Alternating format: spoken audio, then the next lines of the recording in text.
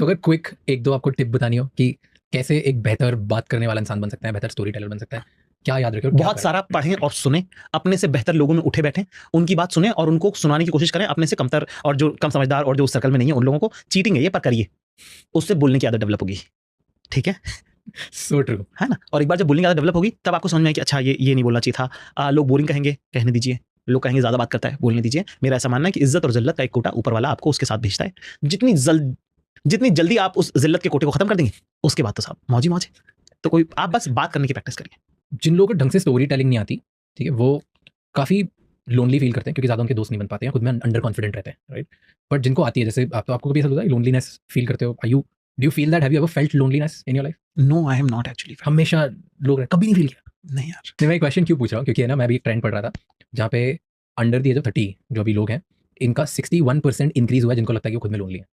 हाँ, overall generation को ऐसा लगने लगा कि हम बहुत लोनली हैं, राइट? तो मैं इसलिए पूछा था कि अगर किसी को इसका lonely- जवाब है मेरे पास। Self pity is the best luxury human being can have. ठीक है। इसका एक दूसरा पहलू ये है कि गलत बात नहीं है अगर उनको लोनली लग रहा है तो। ठीक है, बस आप ये देख लीजिए कि क्या आप इसको क्यूरेट तो नहीं कर रहे अपनी लाइफ में। ठीक है, बहुत बार हम दुखी होने की एक्टिंग भी कर रहे होते हैं, स्पेशली जब हम टीनेज से गुजर रहे थे, क्योंकि हमने देखा था फिल्मों में कि दुखी होते तो ऐसा करते हैं।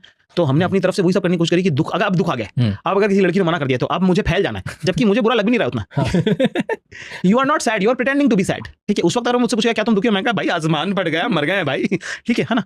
पर जब जीवन में दुख आए तब पता चला कि अरे दुख तो ये है भाई, वो थोड़ी था, है ना। पर वो जब तक सब और बुरा वक्त नहीं आएगा तब तक आपको पिछले बुरा वक्त का अंदाजा नहीं होगा कि ये कितना बुरा था। तो ये उस तरह की बात है। और हाँ, एक सोशल मीडिया और जो जिस तरह की डे एज में हम जी रहे हैं उसके अंदर लोनलीनेस फील करना कोई बड़ी बात नहीं कि 61% लोगों को अकेला तन्हा लग रहा है। मैंने पिछले अभी 3 हफ्ते पहले ही एक नज़्म लिखी थी इसके बारे में कि भाई तुमको लगता है तो सबको लगता है, ये इसी डेटा पॉइंट पे कि बहुत सारे लोग हैं। और ये कितनी सुंदर बात है, अगर सब सोचो इस सब 61% लोग अगर बात करना आता होता तो आपस में बात नहीं कर लेते।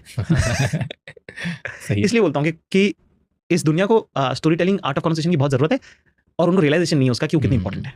हाँ यार, क्योंकि अगर आप इसको ब्रेक डाउन करो तो क्या सही बात बोली आपने, बिकॉज मेजॉरिटी, मतलब कुछ जो रियल लोनलीनेस के केसेस होंगे उनको छोड़ दो, तो मेजॉरिटी जो लोग हैं उनको लोनलीनेस फील ही शायद 3 रीजन की वजह से करता है। या तो मैं मिसअंडरस्टूड हूँ, मुझे कोई समझ नहीं पा रहा है, ठीक है, या तो मुझे बोलना नहीं आ रहा है जो मुझे फील हो रहा है, ठीक है, और या मेरे आसपास बहुत लोग हैं लेकिन मेरी उनसे इतनी डीप रिलेशनशिप नहीं कि मैं उनसे कुछ बता पाऊँ और बात शेयर कर पाऊँ। डीप रिलेशन कैसे बनेगी? बातों से।